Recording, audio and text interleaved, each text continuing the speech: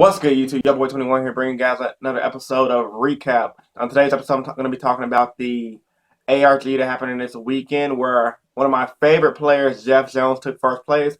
And I'm going to give you guys my thoughts on the regional season this weekend, so y'all stay tuned. From the top to the bottom, at the core, I forgot, in the middle of my thoughts. Alright, guys, so at the ARG this weekend, it was about, I'm going to say, 200 plus players. I think it was 284.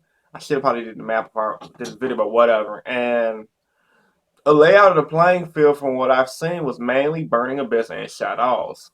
And this was something I pretty much expected going into this event, because from playing at locals and seeing how trends are from the local pros, I've been seeing a transcendence of Burning Abyss come in play. And it's mainly due to the fact that every card in the deck can pay for itself in some way, shape, or form, making cards like Phoenix Wing Wind Blast, Raigeki Break, I hate to say it, Karma Cut, and my favorite card, Divine Wrath, that much better. So, jumping to the top 16, I guess, it was split down the middle of Shadows and Burning Abyss, and it was a few rogue here and there. I want to talk about the rogue first. The rogue here and there was Madoche, from what I remember. I'm going to say Satellarknight to me. Satellarknight is rogue now due to the fact that no one's really consistently playing the deck and or doing good with the deck. So it's a minority rather than the majority. So Satellarknight was like, I think one Satellarknight top, and it was one, I said Madoche, Satellarknight, and one Gear artifact top. And my thoughts on those decks was, okay, Madoches, that just showed by those rogue decks topping like Madoches. It was like it played the TG engine. I skimmed through the deck before I made a video, and Madoches have a pretty good lineup. Tierra Masu is fucking boss, as you guys already know. Sent 2 cards back to the deck, so if you can somehow bring that out on your first turn, well, not say first turn, but against a Shadow player versus their construct, bouncing back construct to the deck, or you can bounce back their face down monster. I think she targets face down as well. It's a really powerful fake, and you can OTK with Madoches as well. And the guy was playing double summons, which is pretty good because Madoches, with those additional summons, leads to their OCK combos. Now, I'm not a Madoche player. I did test the deck out myself on my channel, but all I pretty much know from the decks, and I don't play consistently, is to go into Hoop Cake and Tiramisu and a bunch of combos I really can't explain to you guys properly, but you Madoche players of mine, you guys know what I'm talking about. But what really shocked a lot of players from what I've seen this weekend was the Gear artifacts. And honestly, that just goes to show me that the artifact engine really needs to get shot down in this ban list. Morale tag needs to go down to 1. Now, a lot of players are arguing that Sanctum should go down to 1 because it's the card that starts all the problems rather than Moral Tag. And I honestly think that's wrong. I think Moral Tag going down to 1 would be the better choice due to the fact that when you think about Insectors, how they were back in the format, on how Hornet was at 3, it was like the morale tech of the Insector deck.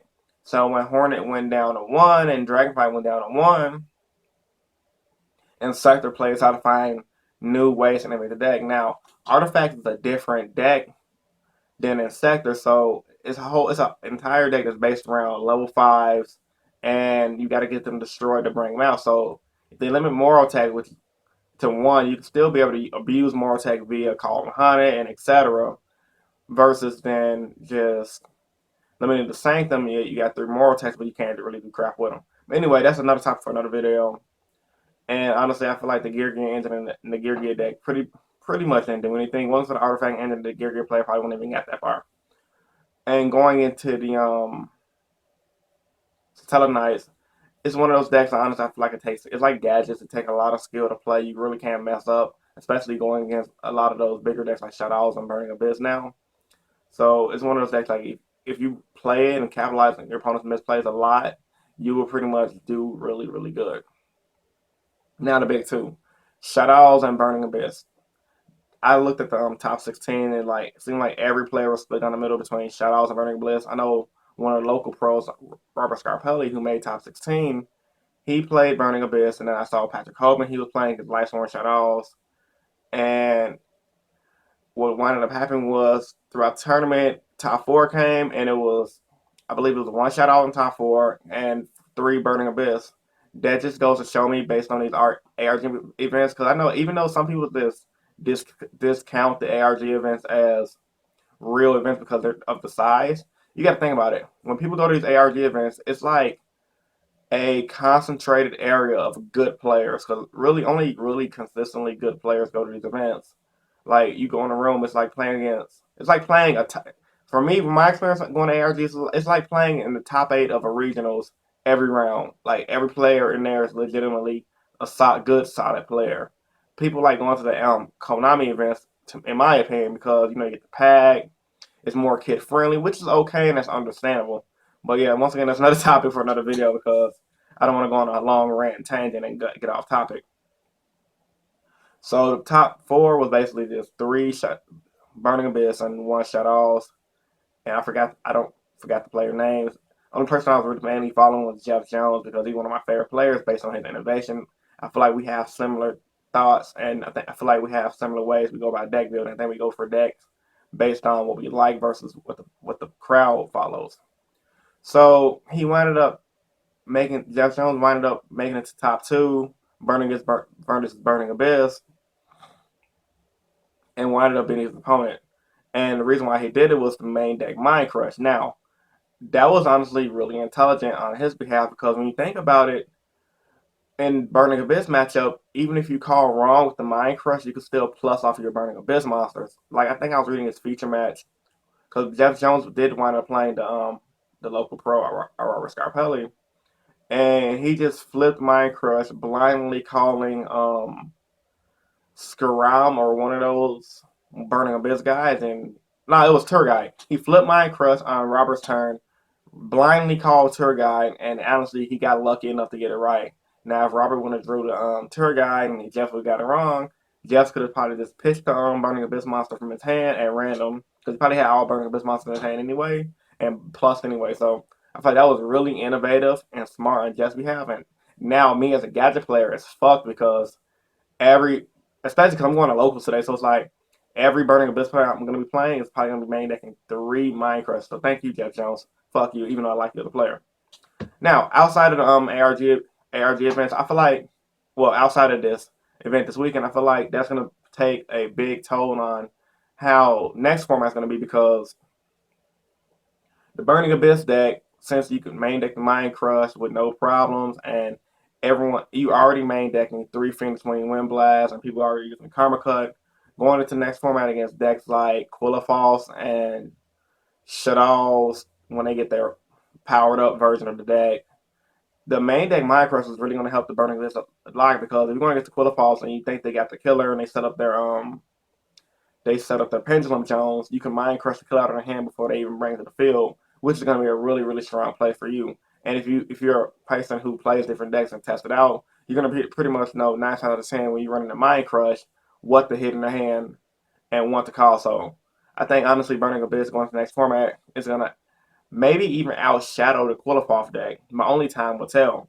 But I damn sure think it's going to be neck and neck with the Shadow deck. Only thing that's going to be giving Shadow leverage is Window, which Burning Abyss has tons of outs for.